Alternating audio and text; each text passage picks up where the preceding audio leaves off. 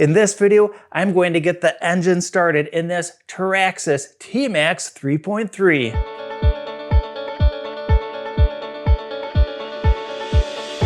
Hey everyone, welcome to Adventure RC1. My name is Greg, and this video is part of a series where I'm bringing this T-Maxx truck back to life.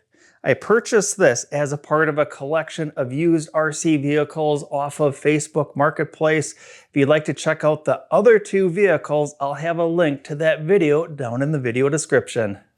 In the last video, I was able to take a look at the radio gear.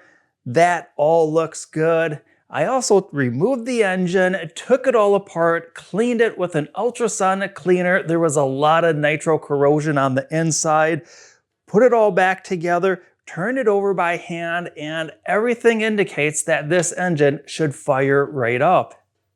There's a couple things that I did in preparation of making this video that I did off camera. One of them is I got a new air filter element, put some oil treatment on it. I went to go fit it on the carburetor and then realized that this air filter was for one of the other kits that I bought off of Marketplace. So we're going to be running today without the air filter. I don't recommend doing that, but we're just going to be seeing if we can fire this up and get some short runs in. The other thing that I did is I checked out the Easy Start box. The general idea is to grab a battery pack that goes inside. You take this, you plug it into the back of the vehicle, hit the red button, it energizes the glow plug and fires the starter motor, and then the vehicle comes to life. However, with this one, it doesn't do that. I think there's some stuff either going on the inside of this, or the connections are corroded either on this or on the truck itself. So today I will not be using this. Instead, I'll just be taking the battery pack and some jumper cables and going directly to the starter motor. For the glow plug, I have this that I pieced together, a little bit of blue and a little bit of red. I'm using this red side because it has a power indicator, which is going to tell me when I insert this into the engine whether or not the glow plug is good. And lastly, I've got the manual that I downloaded off the internet for this kit. I've got the carburetor settings. I've got it reset to factory specs. That's going to be a great starting point. And with that, I'm going to grab my coat. I'm going to meet you outside on the back workbench. Hey, it's not too bad outside. I've got everything all set, and the first thing I'm going to do is get some fuel in this. For that, I'm going to be using what I've got on hand. This is actually for RC airplanes, but I think it's going to be close enough to run this truck today. But we're just going to be getting this started and getting some short runs just to check out if this kit is ready to rock and roll and terrorize the neighborhood. So with that, let me get this flipped around and let's get some fuel inside this gas tank. All right, let's see if we can't speed this along just a little bit and just pour it directly into the tank. I'm gonna put just about a half a tank in for now.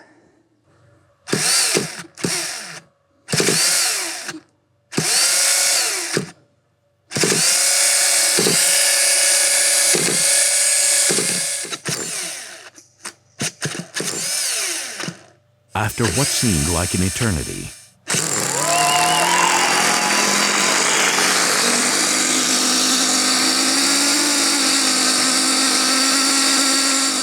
yeah, definitely going to be going with Recoil Starter. That's really the way to get these things started up.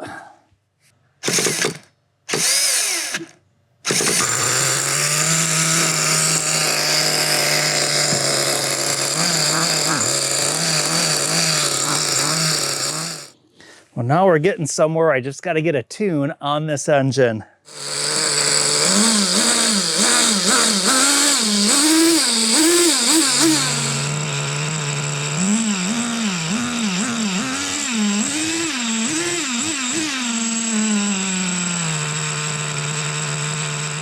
Hey, this is looking pretty good. I've got kind of a good idle. The top end is sounding pretty good, and I'm just working on the stability of keeping the engine lit. So far though, I'm pretty excited about this, And I'm also keeping in mind that today is maybe not the best day to be tuning a nitro engine.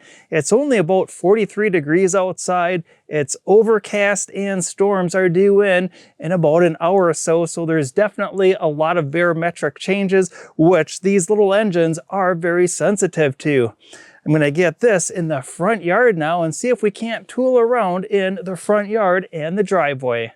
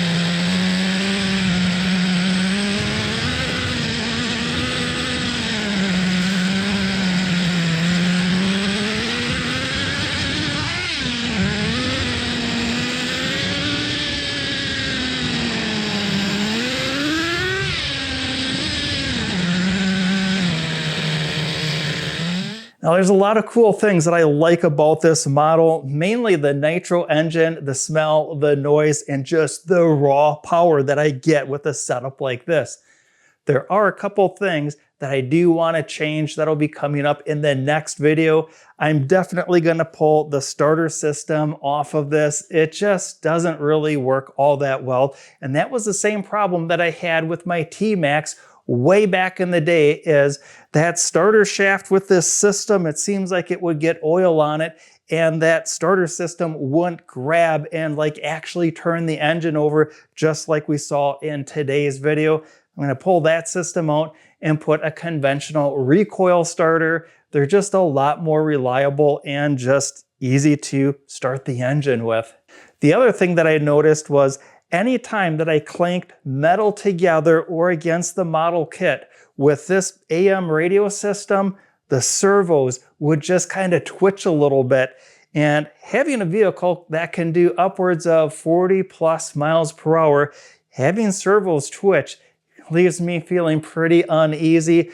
So one of the things I want to do is replace the radio system with a current technology. I'm looking at either a FlySky Radio or a Dumbo radio system. I'm going to have links down below for you to check out. I really don't care if you buy through those links. I'm more interested if you have an opinion on which one you think I should get. Let me know down below by leaving a comment. Well, I had a ton of fun making this video. Don't forget to give this video a like, subscribe to the channel, or ring that notification bell. Not only is it a great way for this channel to grow, it's an excellent way to connect content like this with other great enthusiasts just like yourself. Well, until we meet again in the next video, keep on rolling.